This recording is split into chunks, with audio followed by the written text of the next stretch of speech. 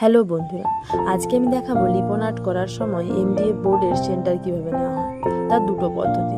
প্রথমে আমি একটা গোল কাগজকে এমডিএফ বোর্ডের সাথে মাপ করে কেটে নিয়েছি।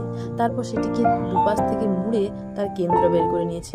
এবার সেটাকে কেটে মাঝখানে বসিয়ে সেখান থেকে একটা দাগ করে নিয়েছি, তাহলেই কেন্দ্র পাওয়া যাবে।